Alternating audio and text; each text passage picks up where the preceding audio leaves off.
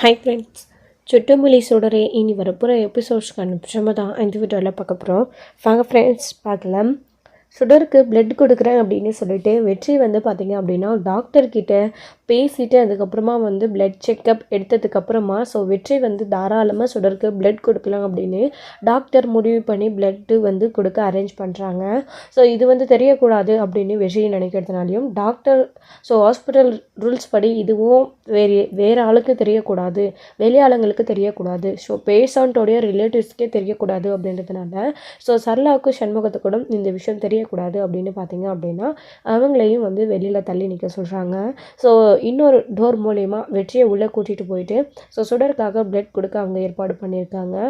Cotton screen மறைச்சு தான் வந்து பிளட் கொடுக்குறாங்க. யாருக்கு யார் பிளட் கொடுக்குறோம் அப்படின்றது தெரியக்கூடாது அப்படின்றதுக்காக, அதாவது வெளியே இருந்து ரிலேட்டிவ்ஸ் பார்த்தா கூட தெரியக்கூடாது அப்படின்றதுக்காகவும் வந்து மறைச்சு தான் வெற்றி பிளட் கொடுத்துட்ருக்காங்க. வெற்றிக்கு பிளட் கொடுக்கும்போது சுடருக்கு வெற்றிக்கு அவ்வளோ ஒரு சந்தோஷம். தான் பொண்ணுக்காக நான் பிளட் கொடுக்குறேன், அவள் குணமாயிடணும் அப்படின்னு சுடரை பார்த்து என்றைக்கு சுடர் தன்னுடைய பொண்ணுன்னு வெற்றிக்கு தெரிஞ்சதோ அன்னிலேருந்து ரொம்பவே மன சந்தோஷத்தோட வெற்றிக்கு வந்து பார்த்திங்க அப்படின்னா எப்போ சுடர்கிட்ட பேசுவோம், தன்னுடைய பொண்ணு அப்படின்னு நான் தான் உன் அப்பான்னு சொல்லணும் அப்படின்னு நினச்ச அந்த நிமிஷத்துலேருந்து சுடருக்கு உடம்பு சரியில்லாமல் போயிடுச்சு.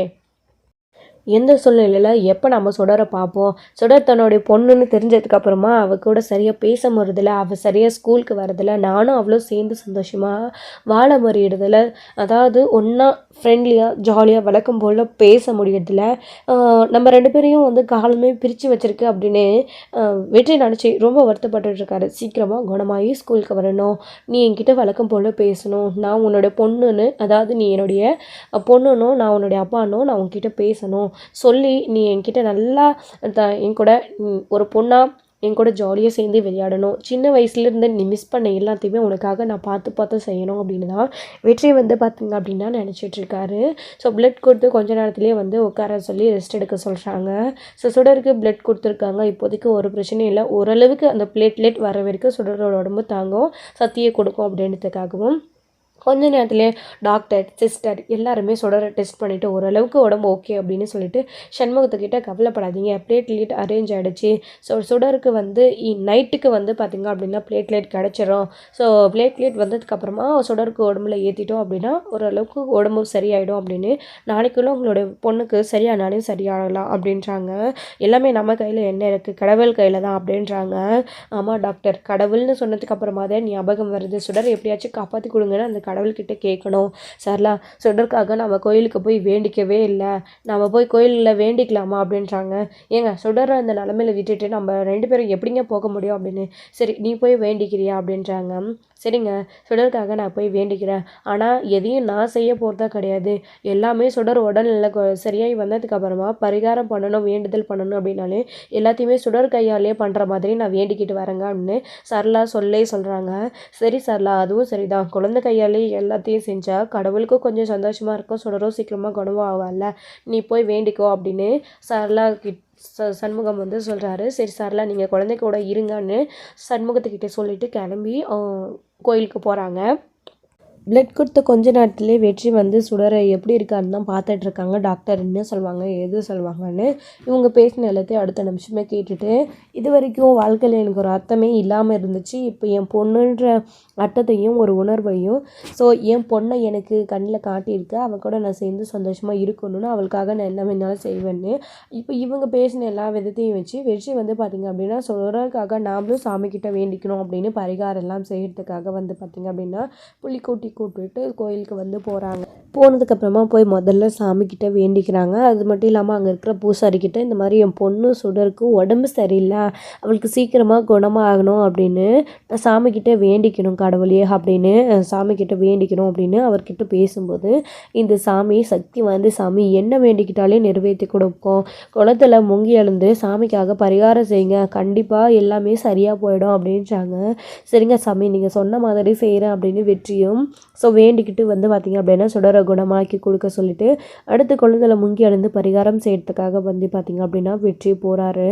வெற்றி இதெல்லாம் செய்யணுமாடா, அதான் சுடருக்காக சாமிக்கிட்ட வேண்டிக்கிட்டுல அது போதாடா அப்படின்றாங்க. இல்லைடா அவள் என்னுடைய பொண்ணுடா, அவளுக்காக நான் இதை கூட செய்யலைன்னா எப்படி, அவள் டெங்கு வந்து உடம்பு சரியில்லாமல் எப்படி படுத்திருக்கா அப்படின்றாங்க. எல்லாம் சரிதான்டா வெற்றி, நீயும் இப்போ தானே சுடருக்காக பிளட் கொடுத்துட்டு வந்த, உடனே தண்ணியில் முங்கி இந்த பரிகாரம்லாம் செஞ்சால் உன் உடம்புக்கு ஏதாச்சும் ஆகிட போதுரா அப்படின்றாங்க. என் உடம்புக்கு எதாவது ஆனாலே நான் தாங்கிக்க வேண்டாம், ஆனால் அந்த பிஞ்சு கொண்டு சுடர் என்னோடய பொண்ணு எப்படிடா தாங்கிப்பா, அவள் 2 நாளாக 3 நாளாக படுத்த படுக்கையிலே உடம்பு சரியில்லாமல் எவ்வளோ கஷ்டப்படுறா, அவள் உடம்பு சரியாகணும்டா, எனக்கு என்ன ஆனாலும் பரவாயில்ல, எனக்கெல்லாம் எதுவும் ஆகாது, சுடர்கிட்ட நான் சுடர் குணமானதுக்கு அப்புறமா தான் அப்பான்றத நான் அவகிட்ட சொல்லணும், நான் பரிகாரத்தை செய்கிறேன்னு. ஸோ வேஷ்டி சட்டை அதாவது மஞ்சள் ஆடை அணிஞ்சிக்கிட்டு ஸோ வெற்றி வந்து பார்த்திங்க அப்படின்னா குடத்தில் முதல்ல போயிட்டு முங்கி எழுந்திரிச்சு வராரு. முங்கி எழுந்திரிச்சு வந்ததுக்கப்புறமா சாமியை கும்பிட்டுட்டு திருநீர் வச்சுக்கிட்டு ஸோ கோயிலை சுற்றி பிரகாரம் வந்து பார்த்திங்க அப்படின்னா சுற்றிட்டுருக்காங்க. ஸோ கையில் படுத்துக்கிட்டு வெற்றி வந்து பரிகாரம் செய்கிறாரு. ஸோ எப்படி இந்த வெற்றியா இவன் வெற்றியான்ற அளவுக்கே அடையாளம் தெரியாத அளவுக்கு மாறியிருக்கான், இவன் இப்படி யாருக்காகவும் எதுக்காகவும் ஒரு நாள் கூட செஞ்சதே கிடையாது அப்படின்னு புலிக்குட்டியும் நினச்சிட்டு தான் இருக்காரு. அடுத்து வந்து பரிகாரத்தை சுற்றி முடிக்கிறாங்க. ஸோ அவர் வேண்டுதல் வச்ச மாதிரியே எல்லாத்தையும் வந்து சுற்றி பார்த்திங்க அப்படின்னா முடிக்கிறாங்க. கொஞ்ச நேரத்துலேயே சுற்றி முடிச்சதுக்கப்புறமா என் சாமிக்கிட்ட எழுந்திரிச்சு நின்றுக்கிட்டு நான் வேண்டுதலை நிறைவேற்றிட்டேன், என் பொண்ணுக்கு சீக்கிரமாக குணமாயிடணும், அவள் நல்லா இருக்கணும் அப்படின்னு வெற்றி வந்து சாமிக்கிட்ட வேண்டிக்கிறாரு. கொஞ்ச நேரத்துலேயே கடவுளே வந்து வாக்கு சொல்கிற மாதிரி ஸோ ஒரு சாமி வந்து உருவத்தில் வந்து நின்றுக்கிட்டு கவலைப்படாதப்பா, நீ வேண்டுதல் வச்சது வீண் போகாது, கண்டிப்பாக உன் வேண்டுதல் நிறைவேறிடணும் அப்படின்றாங்க. இது கேட்டு வெற்றியுமே முதல்ல ரொம்ப ஆச்சரியப்பட்டு நீங்கள் யாருன்னு கேட்டாலும் அடுத்த கண்ணை மூடி திறக்கிறதுக்குள்ளே அவங்க ஆள் அங்கே இருக்கிறது கிடையாது. கடவுளே இவன் இந்த மாதிரி யாருக்காகவும் எதுக்காகவும் பண்ணது கிடையாது, முதல் தடவையோ ஒன்று வேணும்னு உங்ககிட்ட வந்து நின்று இருக்கான், அவன் பொண்ணை குணமாக்க கூடன்னு கேட்டிருக்கிறான், எப்படியாச்சும் அவன் வேண்டுதலை நிறைவேற்றுரு அப்படின்னு தான் புலிக்குட்டியும் சாமிக்கிட்ட வேண்டிக்கிறாரு. பரிகாரம் அடைஞ்ச கையோடைய திருநீர் எடுத்துகிட்டு போய் சுடருக்கு வைக்கணும் அப்படின்றதுக்காக எடுத்துக்கிட்டு திரும்பவும் வந்து பார்த்திங்க அப்படின்னா ஹாஸ்பிட்டல் வரலாறு. இங்கே சரளாவும் ஆல்ரெடி சாமிக்கிட்ட வேண்டிக்கிட்டு சுடர் உடம்பு சரியானால் சுடர் வந்து இங்கே சின்ன சின்ன பரிகாரம் எல்லாம் செய்கிறாங்க அப்படின்ற மாதிரி சுடருக்காக வேண்டிக்கிட்டு சரளா வந்து பார்த்திங்க அப்படின்னா ஹாஸ்பிட்டல் போயிருக்காங்க. ஹாஸ்பிட்டலில் போனதுக்கப்புறமா திருநீர் அவங்களுமே வச்சு விட்டுட்டு சாமிக்கிட்ட நான் வேண்டிட்டு வந்துட்டேங்க, சுடருக்கு கண்டிப்பாக சரியாயிடும் அப்படின்னு. டாக்டருமே சுடருக்கு பிளேட் ரெடி ஆகிடுச்சின்னு அதை ரெடி பண்ணி ஏற்றுறதுக்காக சுடரை கூப்பிட்டுட்டு போயிருக்காங்க அப்படின்றாங்க. ஓ அப்படியாங்க அப்படின்னு சொல்லிவிட்டு அவங்களுமே வந்து அங்கே வெயிட் பண்ணிகிட்ருக்காங்க. நான் தாங்க சரியாக கவனிக்கல, சுடருக்கு பிளேட்லேட் ஏற்றிட்டுருக்காங்க அப்படின்னு, நான் வந்து அது தெரியாமல் திருநீர்லாம் வச்சுட்டு வந்துட்டேன், டாக்டர் திட்ட போகிறாரு அப்படின்னு. அதெல்லாம் ஒன்றும் திட்ட மாட்டாங்க சார்லா, நீ வெயிட் பண்ணு அப்படின்றாங்க. அப்புறம் நைட் டைமில் வந்து பிளேட்லெட் வந்து சுடருக்காக வந்து ஏற்றி முடிச்சிடுறாங்க. ஸோ சுடருக்கு இதுக்கப்புறம் எதுவும் ஆகிடாது, கொஞ்சம் நேரத்துக்கு 1 மணி நேரத்துக்கு ஒரு முறை செக் பண்ணிக்கிட்டே இருந்தால் கண்டிப்பாக சரியாயிடும், டேப்லெட் அதுக்கேற்ற மாதிரி மெடிசன்லாம் கொடுத்துட்டு தான் இருக்கும் அப்படின்னு டாக்டரும் நம்பிக்கையான ஒரு வார்த்தையை இப்போ தான் சொல்லிட்டு போயிருக்காங்க. சரி சந்தோஷம் அப்படின்னு எப்படியாச்சும் சரியாயிடணும்னு வெளியே வந்து வெயிட் பண்ணிகிட்ருக்காங்க. சரளா வந்துட்டு எங்கள் பிள்ளைங்க வீட்டில் தனியாக இருப்பாங்க, நீங்கள் சுடர் கூட இருக்கிறீங்களா, என்ன ஏதுன்னு எனக்கு ஃபோன் பண்ணிகிட்டே இருங்களா, நாங்கள் வீட்டுக்கு போகிறோம் அப்படின்றாங்க. சரி சரளா நீ போ நான் பார்த்துக்கிறேன்னு கிளம்பி வந்து பார்த்திங்க அப்படின்னா போயிடுறாங்க. அவங்க போனதுக்கப்புறமா இங்கே வெற்றியும் புலிக்குட்டியும் நைட்டு ஃபுல்லாக இந்த ஹாஸ்பிட்டல்லே இருக்காமல் எங்கேயும் போகாமல் இங்கே தான் இருக்காங்க. டாக்டரும் வந்து போயிட்டு தான் இருக்காங்க. ஸோ அதை கவனிச்சுட்டு ஸோ டாக்டர் வந்து சார் நீங்கள் யார் சார், அந்த குழந்தைக்கு பிளட் கொடுத்தீங்க, அதோடு நீங்கள் கிளம்பி போகாமல் இங்கேயே ஏன் சார் இருக்கீங்க, அந்த குழந்தை ரொம்பவே பார்த்துட்ருக்கீங்க, அவங்களோட ரிலேட்டிவா நீங்கள், எதுக்கு இங்கே நின்றுட்டுருக்கீங்க, பிளட் கொடுக்கும்போது தெரிஞ்ச பொண்ணு மாதிரி இருக்குது, சொந்தக்கார பொண்ணு அப்படி இப்படின்னு பேசுனீங்க, யாருக்கும் தெரியக்கூடாதுன்னு வேறு சொன்னீங்க, இங்கேயே இருந்தால் எப்படி சார் அப்படின்னு டாக்டர் கேட்கவும் செய்கிறாங்க. டாக்டர் அது வந்து ஒன்றும் இல்லை டாக்டர், தெரிஞ்ச பொண்ணு தான், அவங்க குடும்பத்துக்கு எங்கள் குடும்பத்துக்கு ஆகாது, ஸோ குழந்தைக்கு உடம்பு சரியில்லைன்னு உடனே இவனால் தாங்கிக்க முடியல, அதான் இங்கேயே குழந்தை கூடவே இருந்து குழந்தைய அவங்களுக்கே தெரியாமல் பார்த்துட்டு இருக்கோம், வேறு எதுவும் இல்லை அப்படின்னு சொல்கிறாங்க. சார் இது அவங்க ஃபேமிலிக்கு தெரிஞ்சால் பிரச்சனை ஆக போகுது, அப்புறம் ஹாஸ்பிட்டலில் ஏதாச்சும் பிரச்சனை ஆக போகுது, கிளம்புங்க அப்படின்னு சொல்கிறாங்க. ப்ளீஸ் டாக்டர் இங்கே இருக்க அனுமதி கொடுங்க அப்படின்னு. சார் அந்த குழந்தைக்கு நீங்கள் ரத்தம் கொடுத்ததுக்கப்புறமா பிளேட்லெட் கிடச்சிடுச்சு, பிளேட்லெட்டை ஏற்றிட்டோம், ஓரளவுக்கு குழந்தையோட உடம்பு சரியாயிடுச்சு வந்துடுச்சு, காலையிலக்குள்ளே முழுசாக குணமானாலே குணமாகலாம், குழந்தைக்கு எந்த பிரச்சனையும் இல்லை, இப்படியெல்லாம் இங்கே ஹாஸ்பிட்டலில் நைட் டைமில் இருக்கக்கூடாது, நீங்கள் முதல்ல கிளம்புங்க சார் அப்படின்னு சொல்லிட்டு டாக்டர் சொல்லிடுறாங்க. அதுக்கப்புறமா புலிக்குட்டி இருந்துக்கிட்டு அதான் டாக்டர் இவ்வளோ தூரம் சொல்கிறாங்கல்லடா அவங்களுக்கு நம்ம பிளட் கொடுத்தது நம்ம யாருன்ற விஷயம் தெரிஞ்சு போச்சு. இதுக்கப்புறம் எங்கே இருந்தோன்னா டாக்டரும் வந்து திட்டுவாங்க. வாடா வெற்றி போகலான்னு ஒரு வழியை சமாதானப்படுத்தி வெற்றியை வந்து கூட்டிகிட்டு போகிறாங்க. சுடர் கூட நான் இல்லாமல் போகிறது எனக்கு கஷ்டமாக இருக்குடா. சுடருக்கு என்ன இதுன்னு நான் பார்த்துட்டே இருக்கணும்ல. நைட்டில் ஏதாச்சும் ரொம்ப உடம்பு சரியில்லாமல் போனால் என்ன பண்ணுறது அப்படின்னு. அதுக்கு தான் நைட்டி டியூட்டி நர்ஸ்லாம் இருக்காங்க. நைட் டைமில் அவங்கெல்லாம் வந்து சுடரை பார்த்துப்பாங்க. கூட அவருடைய மாமா இருக்கார். ஸோ அவருடைய மாமா சுடர் மேலே எவ்வளோ பாசமாக இருக்காங்க. என் நேரமும் பார்த்துட்டு தானே இருக்க. நீ எப்படி கவனிச்சுக்கிட்டியோ அதே மாதிரி நைட்டு ஃபுல்லாக அந்த மனுஷனும் சுடருக்கு எப்படி இருக்குது, என்ன பண்ணுது, உடம்பு எப்படி இருக்குன்னு தொட்டு பார்த்துட்டே தான் இருந்தார். அவரை பார்த்துப்பாரு, நீ வாடா அப்படின்னு ஒரு வழியாக சமாதானப்படுத்தி வீட்டுக்கு கூட்டிகிட்டு போகிறாங்க. வீட்டுக்கு கூட்டிகிட்டு போனதுக்கப்புறமா அங்கே போயிட்டு சாப்பிட்டுட்டு வந்து படுக்கலான்னு போனால் கருணா வந்துட்டு பார்த்துட்டு, என்ன வெற்றி, என்னாச்சு உனக்கு, கொஞ்ச நாளாக உன் நடவடிக்கை சரியில்லை, 2 பேரும் எங்கே போயிட்டு வரீங்க, காலையிலேருந்து உங்களை ஆளையே காணும், இப்போ தான் வீட்டுக்கு வரீங்களா அப்படி இப்படின்னு கருணா கேட்குறாங்க. ஆமாம் கருணா அப்படின்னு. என்ன விஷயம்டா அப்படின்னு. ஒன்றும் இல்லை கருணா, உடம்புக்கு முடியல, வேறு எதுவும் இல்லைன்னு அதே காரணமாக வச்சு வெற்றி வந்து கருணா கிட்டேருந்து ஏதோ சொல்லி சமாளிச்சுட்டு போயிடுறாங்க ரூம்குள்ளே. என்ன இவன் அப்படின்னு சொல்லிட்டு யோசிக்கிறாரு கருணா கூட.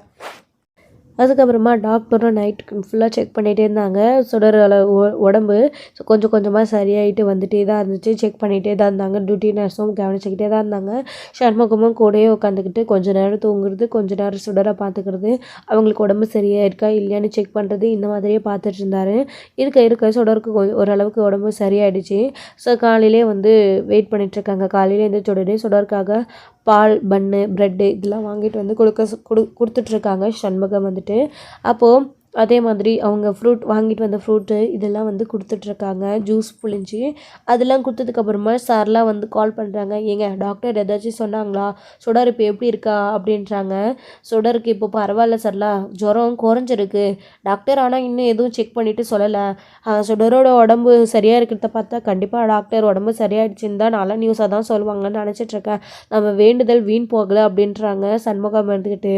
சரிங்க, இல்லை அதான் சுடர் எப்படி இருக்காளோ என்னவோ, நாங்கள் கிளம்பி வரணுமா இல்லை நீங்களே பார்த்துக்கிறீங்களான்னு கேட்கதாங்க கால் பண்ணேன் அப்படின்றாங்க. அதெல்லாம் ஒன்றும் வேணாம் சொல்லலாம், டாக்டர் வந்ததுக்கப்புறமா டாக்டர் என்ன சொல்கிறாருன்னு பார்த்துட்டு நான் அவனுக்கு ஃபோன் பண்ணுறேன் அப்படின்றாரு. சரி அப்படின்னு கட் பண்ணிடுறாங்க.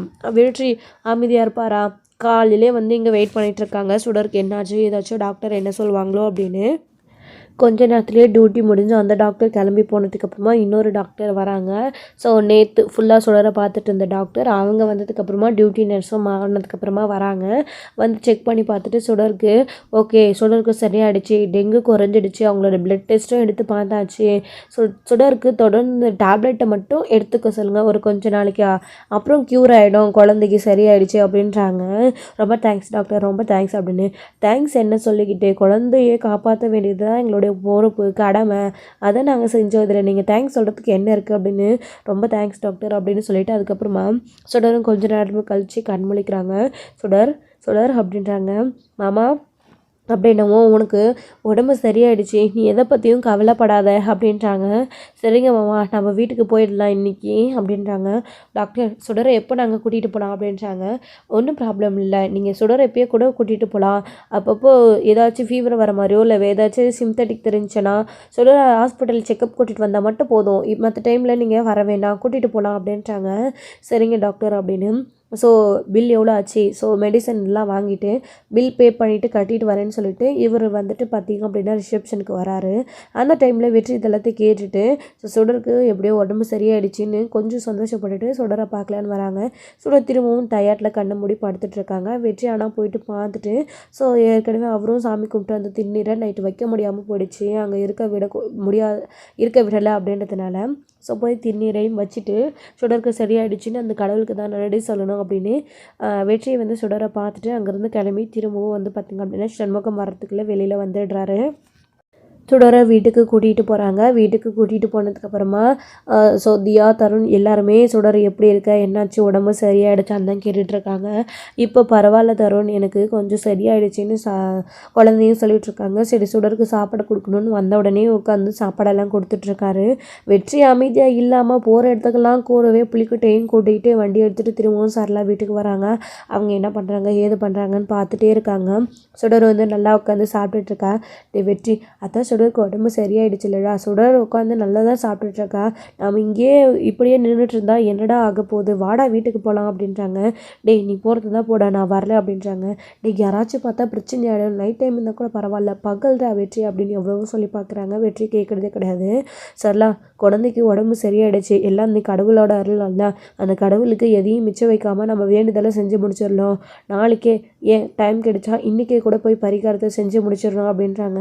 இன்றைக்கி எதுக்குங்க, வேண்டாம் நாளைக்கு சுடரை கூட்டிகிட்டு போகலாம், இன்றைக்கி தானே ஹாஸ்பிட்டல்லேருந்து வந்திருக்கா, இன்றைக்கி ஒரு நாள் ரெஸ்ட் எடுக்கட்டும், நாளைக்கு கூட்டிகிட்டு போகலாம். அது மட்டும் இல்லாமல் சாமிக்கு சுடர் கையால் பொங்கல் வைக்கிறனால வேண்டியது இருந்திருக்கேன், எல்லா பொருளெல்லாம் வேணும், அதெல்லாம் ரெடி பண்ணி வாங்கிக்கிட்டு நாளைக்கு போய் பொங்கல் வச்சுட்டு வந்துடலாம் அப்படின்றாங்க. சரி சொல்லலாம், சரி உன்னுடைய விருப்பமே, தேவையான பொருளை மட்டும் என்னென்ன வாங்கணும்னு லிஸ்ட்டு எழுதி கொடு, நான் போய் வாங்கிட்டு வந்துடுறேன் அப்படின்னு சண்முகம் சொல்லிட்டு இருக்காரு. சரின்னு சொல்லிட்டு சுடர்மா நீ கொஞ்ச நேரம் படுத்து ரெஸ்ட் எடுன்னு சொல்லிட்டு சுடரை படுத்து ரெஸ்ட் எடுக்க சொல்லிட்டு அவங்க வேலையை பார்க்க ஆரம்பிச்சிடுறாங்க. வெற்றியும் இதெல்லாம் தெரிஞ்சதுக்கப்புறமா டே வாடா போகலாம், அதான் சுடர் நாளைக்கு கோயிலுக்கு வருவாள்ல, நாளைக்கு கோயிலில் பார்த்து சுடர்கிட்ட பேசுவேன் அப்படின்றாங்க. ஆமாண்டா அப்படின்னு சொல்லிட்டு புலிக்குட்டியும் வெற்றியும் கேட்டுக்கு வெளியே வந்ததுக்கப்புறமா சுடர் அப்போ நாளைக்கு கோயிலுக்கு வரவா, சுடர்கிட்ட சமயம் பார்த்து கண்டிப்பாக நான் தான் உன் அப்பான்ற விஷயத்த நாளைக்கு சுடர்கிட்ட சொல்வேன் அப்படின்றாங்க. சரிடா வெற்றி வா போகலாம் அப்படின்னு கூப்பிட்டுட்டு போகிறாரு. அங்கே அவருடைய ரூமுக்கு வீட்டுக்கு போனதுக்கப்புறமா சுடருக்கு பிடிச்சதெல்லாம் வாங்கி கொடுத்து நான் தான் அவளோட அப்பான்ற விஷயத்த சுடர்கிட்ட சொல்ல போகிறேன்னு வெற்றி சுடருக்கு பிடிச்ச ஜிமிக்கி பட்டு பாவாடை சட்டை என்னென்ன வேணுமோ அதெல்லாம் வாங்கி வச்சிட்ருக்காரு. சுடரை போய் பார்க்கணுன்றதுக்காக எப்போ பொழுது அமைஞ்சு பொழுது வெடியும் அப்படின்னு ஒவ்வொரு நிமிஷமும் வெற்றி காத்துக்கிட்டே இருக்காரு. இதோட இந்த எபிசோட் வந்து முடிச்சிருக்காங்க. அடுத்தடுத்த எபிசோடில் என்ன நடக்க போகுது, வெற்றி உண்மையை சொல்லும்போது சுடரோட ரியாக்ஷன் என்னவா இருக்க போகுது, சுடர் இதை ஏற்றுப்பாங்களா மாட்டாங்களா அப்படின்ற விஷயத்தை வெயிட் பண்ணி நெக்ஸ்ட் வீடியோ பார்க்கலாம். Friends thank you. இந்த வீடியோ பிடிச்சிருந்தா ஒரு லைக் பண்ணுங்கள், ஷேர் பண்ணுங்கள், கமெண்ட் பண்ணுங்கள், மறக்காமல் பெல் ஐக்கானை கிளிக் பண்ணி வச்சுக்கோங்க.